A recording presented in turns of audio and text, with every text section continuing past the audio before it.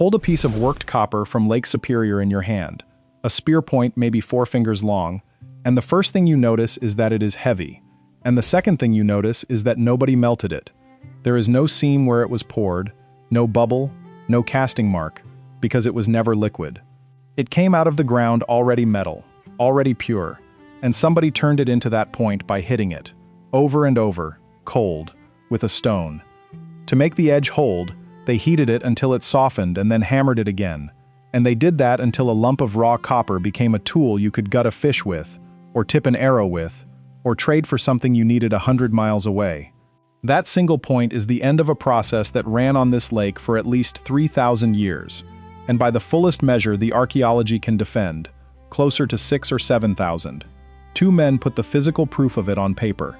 Charles Whittlesey wrote it up for the Smithsonian in 1863, and William H. Holmes wrote it up for the journal American Anthropologist in 1901, and the National Park Service will stand behind the core of it today. What I want to do here is show you exactly how it was done, the mechanics of it, from the rock to the finished point, how you pull copper out of solid stone with fire and a beach cobble, how much of it there was, how far it traveled, and why, for a very long time, the people who wrote it down could not bring themselves to say who had actually done the work. Let me start with the metal itself, because the whole story rests on one strange piece of luck in the ground under Lake Superior. Almost everywhere else on Earth, copper is locked up inside ore. You dig up rock, you crush it, and then you have to smelt it, cook it in a furnace hot enough to melt the metal out of the stone, and that means you need the furnace, and the fuel, and the whole body of knowledge that goes with high-temperature metalworking. The Keweenaw Peninsula, the long spit of land that reaches out into the south side of the lake, is different. It holds the single largest concentration of native copper anywhere in the world. Native copper is the rare thing. It is metal that occurs in the ground already pure, already metallic, 95% copper and better, sometimes running as high as 99. You do not have to smelt it, because it is not trapped in ore. It is already the thing you want. And that one fact is the door through which everything else walks. It meant that a person with no furnace, and no idea what smelting even was, could still make metal tools, because the metal was just sitting there, waiting, in a form you could work with your hands. It is worth understanding just how unusual that is. Almost nowhere else did the early human story get to skip the furnace, because almost nowhere else does the earth simply hand you pure metal. Lake Superior is the great exception, and the reason for it goes back about 1 billion years, to a time when the middle of this continent tried to tear itself in half. A great rift opened down the center of North America, and lava welled up through it, flow on top of flow, and as that rock cooled, hot fluids moving through it deposited native copper in the cracks and the hollows and the old gas bubbles, pure, in stringers and sheets and heavy masses. The continent never finished splitting apart. What it left behind was the richest field of workable native copper on the planet, sitting right where, 1 billion years later, people would come and find it. And a lot of it, at first, really was just sitting there on the surface. When the glaciers ground across this country in the last ice age, and then melted back about 10,000 years ago, they tore chunks of native copper out of the bedrock, dragged them along, and dropped them all across the ground as the ice let go. Geologists call that float copper, copper that floated away from its source on a river of ice. Some of it is small, pea-sized gravel you could sift out of a stream bed. Some of it is not small at all. There is a mass of native copper hanging in a museum in Michigan today that came up off the bottom of Lake Superior weighing 19 tons, and it holds a Guinness World Record for it. So the first people who used this copper did not have to be miners. They had to be observant. They had to walk that country with their eyes down and pick up the bright green and brown lumps that did not behave like ordinary stone, the ones that dented instead of shattering when you struck them, the ones you could actually bend. That is where it begins, with a person noticing that one particular rock was not a rock. The most famous single piece of that loose copper has a name, and its story tells you almost everything about how this ends. It is called the Ontonagon Boulder, a mass of pure native copper weighing 3,708 pounds that sat for uncounted years on the west branch of the Ontonagon River. To the Ojibwe, it was not a curiosity, and it was not a commodity. According to the Keweenaw Bay Indian community, whose people are the descendants of the ones who knew that boulder, Tribe members came to it to make offerings to its spirit, its Manitou, and to ask for health and well-being.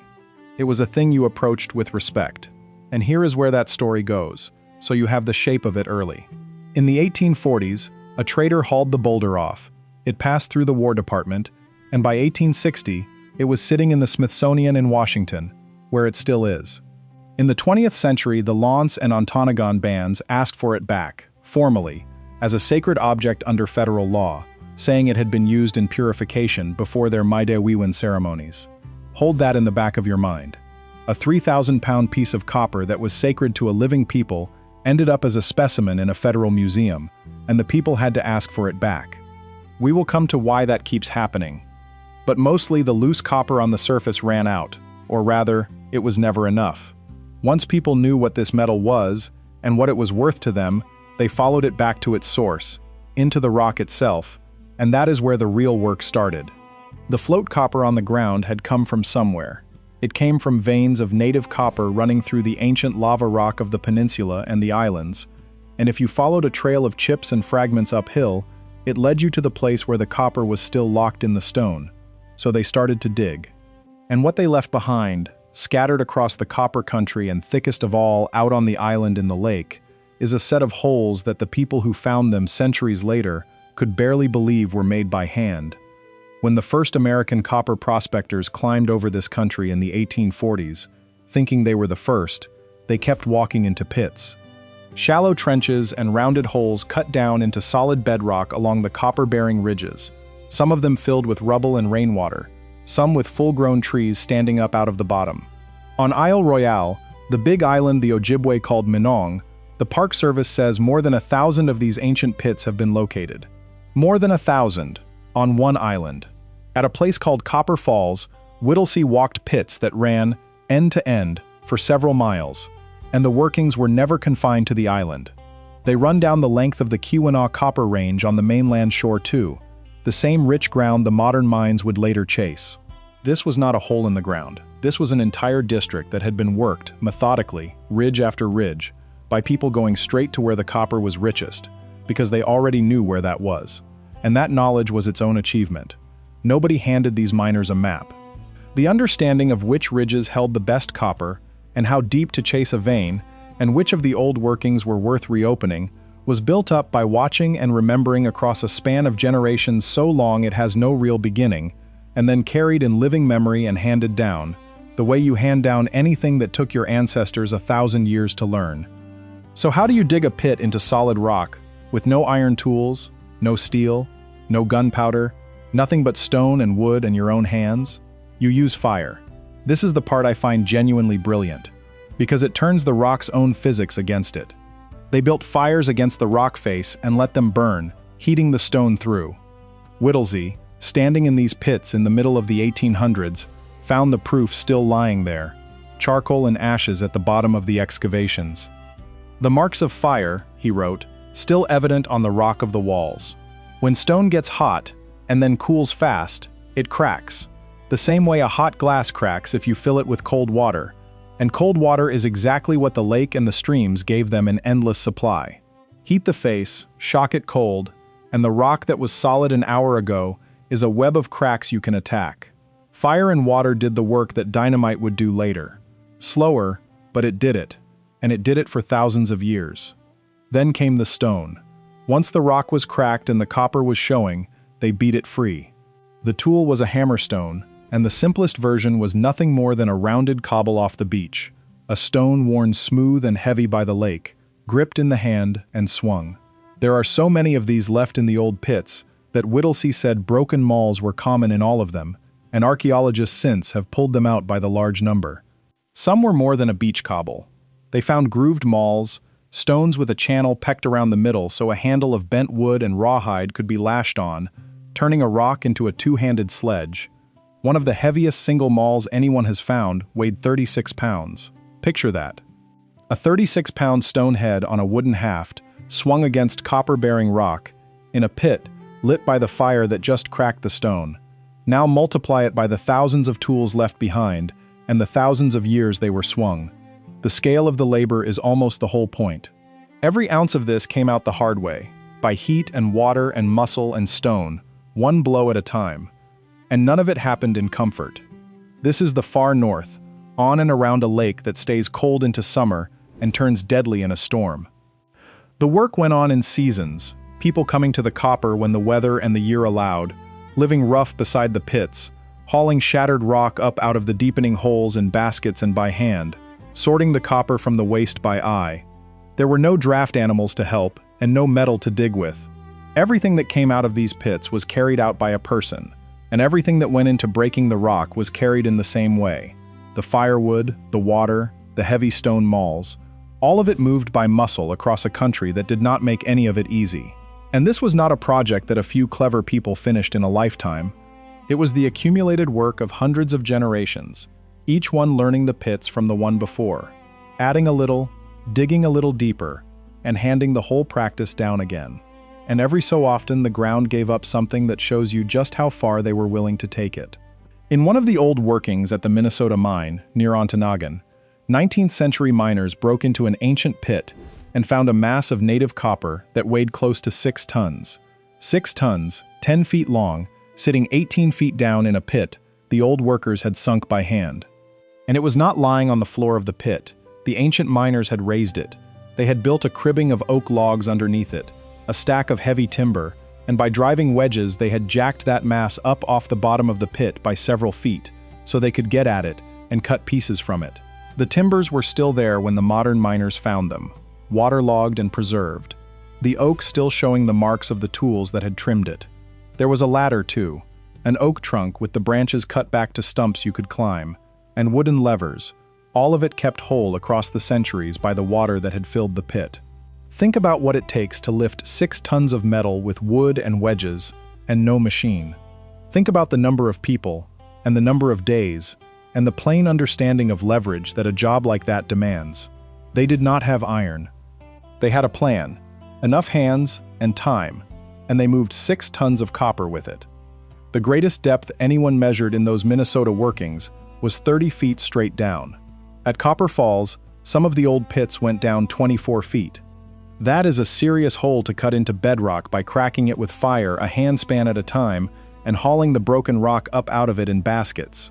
And they did it not in one heroic season, but across a span of time so long that the trees growing out of the abandoned pits, when the prospectors arrived, were themselves centuries old. The mining had stopped, in some places, so long before European contact that a full forest had had time to grow up in the scar and get old. That, right there, is your first real sense of the age of this. The pits were not just old, they were old enough that ancient-looking forests were the second thing to happen to them. Now let me get to the copper itself, and what they did with it once it was out of the rock, because this is where the craft gets genuinely sophisticated, and it is where a lot of the retellings quit too early. Getting the metal out was half the job. Turning it into something was the other half, and it was not simply a matter of bashing a lump into a rough shape. Pure copper has a habit that anyone who has bent a piece of wire back and forth knows. Work it cold, hammer it or bend it, and it gets harder, and then it gets brittle, and then it cracks. If all these people ever did was pound raw copper, they would have made a great deal of cracked, ruined copper, so they worked out annealing. They would hammer the copper for a while, and then they would heat it, not to melt it, just to a certain glow, and then go back to hammering. What that heat is actually doing is repairing the damage the hammering caused. Every blow crowds and jams the grain of the metal, which is what makes it stiff and then brittle, and bringing it up to a glow lets fresh, unstrained grain grow back through it, so the copper forgets it was ever beaten, and you can beat it again. Nobody working this copper had that explanation, of course. What they had was the hard-won knowledge that if you heated the metal at the right moments it kept working, and if you did not, it broke. That knowledge alone represents generations of trial and failure at the anvil stone.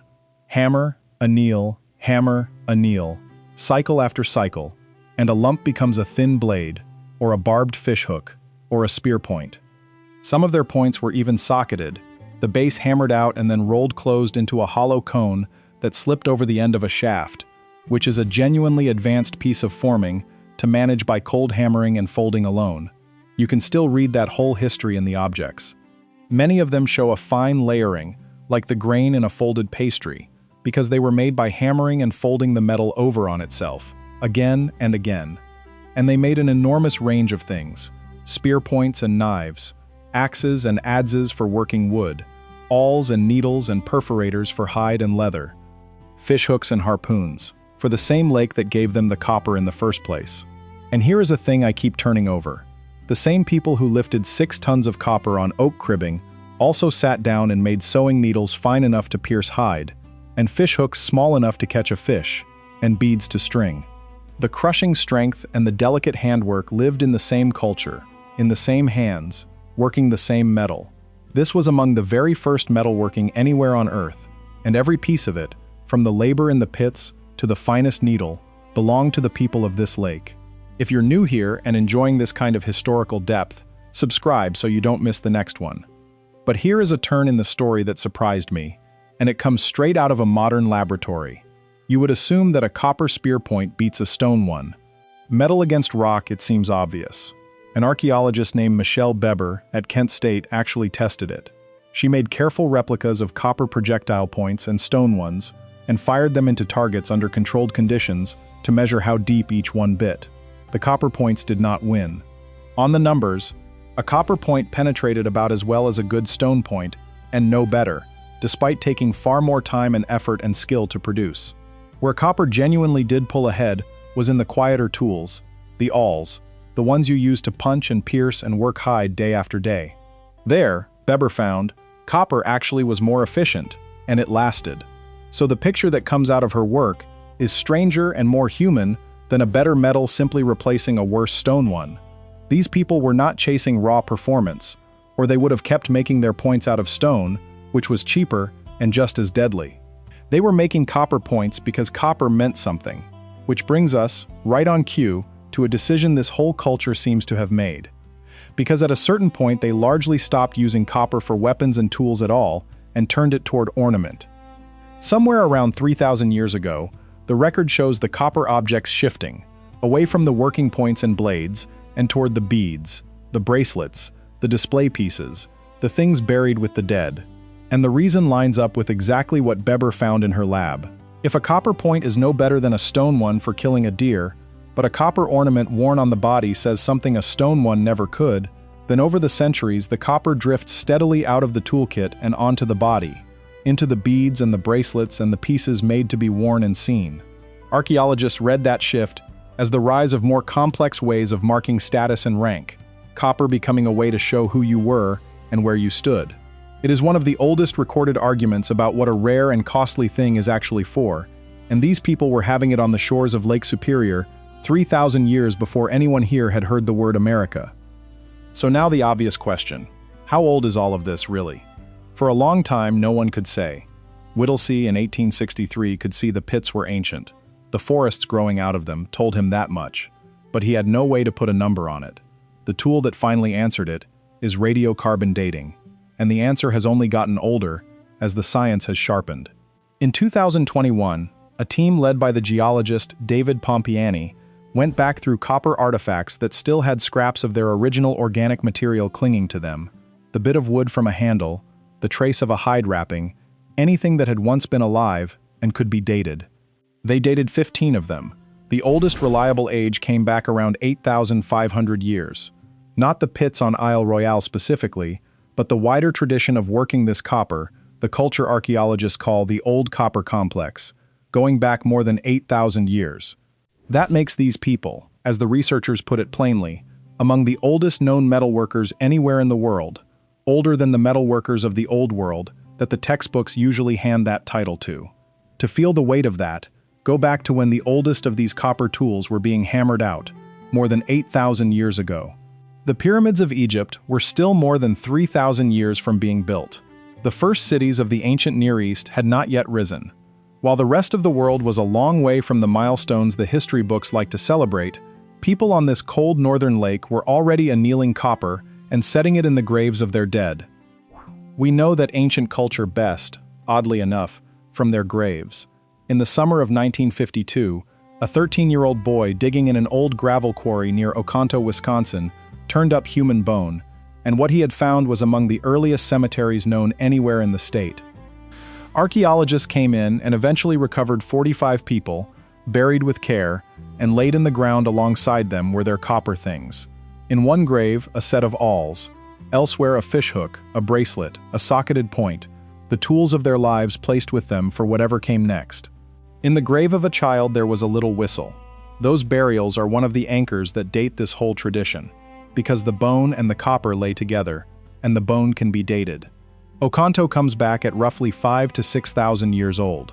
So the age of these coppersmiths is measured, in part, from the care they took with their dead, and from the metal they thought worth sending into the earth, alongside someone they had lost, down to a whistle for a child. I want to be careful and honest about the numbers, because this is exactly the kind of story where people grab the biggest figure they can find and run with it.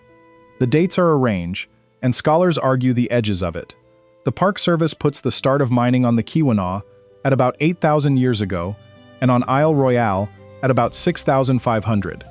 Some of the older, more cautious studies put the heavy activity later, spanning something more like the last 4,500 years. The very earliest radiocarbon dates ever proposed, back in the 1950s, were later thrown out as unreliable, so the responsible way to say it is this. The copper working in this basin is provably thousands of years old.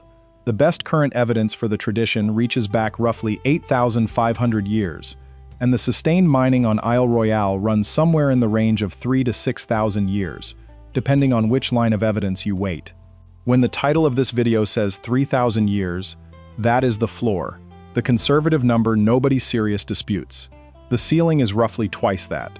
Either way, you are looking at one of the oldest metal industries on Earth, and it sits in the upper Midwest of the United States, which is not where most people go looking for the oldest anything. And that brings me to the hard part of this story, the part I promised at the very start. And it is not about the copper. It is about the people who wrote the copper down.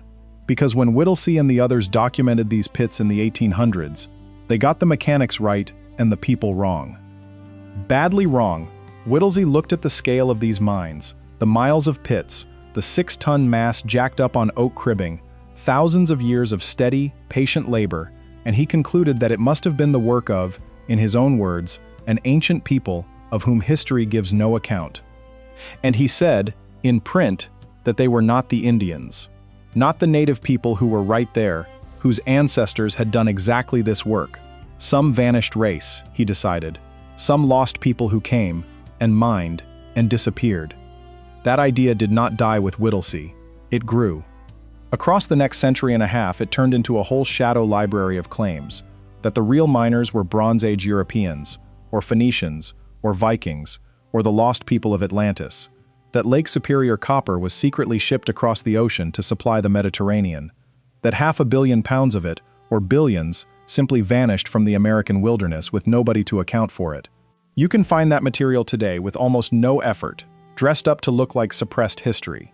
And I want to be very plain about it, because being plain about it is a large part of why I made this video. There is no archaeological evidence for any of it. None. No Phoenician camp, no Bronze Age tools, no European anything in those pits. What is in those pits is beach cobble hammerstones, and grooved stone mauls, and charcoal, and copper, the exact toolkit of the native peoples of the Great Lakes, matching the copper work found for hundreds of miles around. An archaeologist named Susan Martin spent a career on this, and wrote the book that sets the record straight, called Wonderful Power.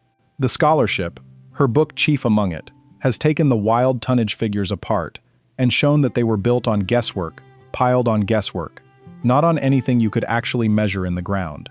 Strip the invented numbers out, and what is left is still remarkable, and still entirely human. Real people, in real seasons, taking real copper out of hard rock over a very long time, and getting so good at it that their work outlasted every name they ever carried. That alone is one of the great achievements of the ancient Americas, and it has the plain merit of being what actually happened. And you have to ask what the myth is really about, because the answer is simple, and it is ugly. Every version of the vanished race story has one thing in common. It takes a staggering, sophisticated, thousands of years achievement, and it lifts that achievement out of native hands. It cannot allow the ancestors of the Ojibwe and their neighbors to be the ones who did something this old, this large, and this skilled, so it invents somebody else, anybody else. A lost European, a wandering Phoenician, a superior race conveniently gone, and hands the credit to them instead. Underneath every version of it is the same story, one that certain people told themselves to settle who was allowed to have built something great. And the plain fact, the one the National Park Service now states flatly, and the one the actual dirt supports, is that the earliest miners were the ancestors of today's American Indians. The people who dug these pits did not vanish. Their descendants were standing on the shore when the prospectors arrived, and their descendants are here now, and one band of them, not long ago, had to ask a federal museum to give back a sacred copper boulder that had been theirs the whole time. So let me leave the pits behind and follow the copper out into the world, because the last thing I want you to understand is that these people were not some isolated pocket working away in the North Woods. The copper they cut out of this rock moved. It moved astonishing distances, along trade routes that stitched half a continent together, long before any of the famous names of American history existed. In the deep past, the old copper people were already trading their finished pieces outward for things they could not get at home. But the trade reached its widest known spread later, with the culture we call the Hopewell, which flourished roughly 2,000 years ago and centered far to the south, in the Scioto Valley of what is now Ohio. The Hopewell built a vast exchange network, a web of connections running from the Great Lakes all the way to the Gulf of Mexico, and Lake Superior copper was one of its most prized materials, carried, by the Metropolitan Museum's reckoning, something like 600 miles from the lake to the workshops of the mound builders. Picture what was actually moving on those routes. Out of the Rocky Mountains came obsidian, black volcanic glass. Up from the Gulf Coast came whelk shells and shark teeth. Down from the southern mountains came sheets of mica. And out of this one cold northern lake came the copper, hammered by Hopewell hands into broad breastplates worn on the chest, into ear ornaments, into thin cutout silhouettes, the shape of a bird, a fish, a falcon with every feather worked into the sheet. Objects whose whole purpose was meaning and display, and it almost certainly did not travel in one grand shipment. The likeliest picture is a relay, the copper passing from hand to hand and village to village, traded a stretch at a time, each exchange carrying it a little farther from the lake, until a piece that started as a lump in a northern pit ended its journey on the chest of someone laid in a burial mound in Ohio, or farther still. Lake Superior copper has turned up in the ground as far away as New England. So why would anyone carry a lump of metal 1,000 miles on foot? For most of the peoples of that continent, this copper was the only metal they would ever see or hold. Everything else in their world was stone, bone, wood, shell, clay, and hide. Copper was different. It shone. It did not shatter when you worked it, and it did not rot away in the ground. You could beat it into a shape, and it would keep that shape for 1,000 years, which is exactly why we still have so much of it. A material that rare, that bright, and that lasting was never going to stay common. It became a material for the powerful and for the honored dead, and it traveled as far as reverence and trade could carry it. Sit with the geography of that for a second. Metal cut from a pit on an island in Lake Superior, with a stone maul, by a person with no wheel, and no pack animal, and no metal tool of any kind, ended up 1,000 miles away, treated as one of the most precious substances in the known world, laid in a grave to honor the dead. The people who worked this copper were not on the edge of anything. They were the source. They were sitting on top of the one material a huge part of the continent wanted and could not get anywhere else, and they had been supplying it, in one form or another, for thousands of years. It changes the size of the story. It is easy to hold the small picture, a few people on a remote island chipping at rocks, and easy to miss that this island and this peninsula were a wellhead for a continent, with the current running outward from them in every direction. And it ran for a very long time, quietly, with no empire behind it and no writing to keep the record, which is a large part of why so much of it later slipped out of the story. So come back with me, at the end, to that spear point in your hand, the one we started with, and think about everything folded into it. To make that one small object, someone found the copper, either loose on the ground where a glacier had dropped it, or locked in a vein they traced back through the rock. If it was in the rock, they burned fires against the stone and shocked it cold until it cracked, and beat the copper free with a stone maul swung from the shoulder, in a pit they had cut foot by foot into solid bedrock. Then they hammered the raw metal, and heated it, and hammered it again, cycle after cycle, until it took the shape and the edge they wanted. And this went on this one lake, for at least 3,000 years, and probably twice that. Generation handing the knowledge down to generation, a craft that reaches back further than almost any metalworking on Earth. The record of it was written down by Whittlesey and by Holmes, dated by Pompiani, tested in the laboratory by Weber, and set straight, against a century of nonsense, by Martin. And the people are not a footnote to any of it, and they are not gone. The old accounts could not bring themselves to name the miners, because to name them would have meant crediting them.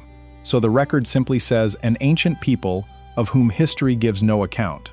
We can do better than that now, because we actually know who they were.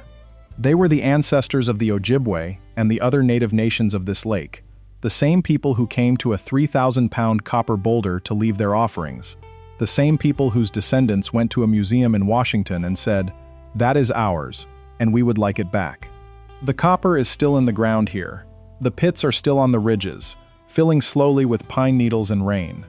And the knowledge of what it took to work them, and whose hands did the work, is finally being told straight. Before we close, if these old stories and the people who first wrote them down are what you came for, the final boss tier at $9.99 gets you members-only videos, plus your name in upcoming uploads. Boss tier at $4.99 for early access. Link in the description. Thanks for watching to the end. Next time, we'll stay on this same lake, and turn from how the copper came out of the ground to what the Ojibwe said about the water it sat in, and the warning their oldest accounts still carry.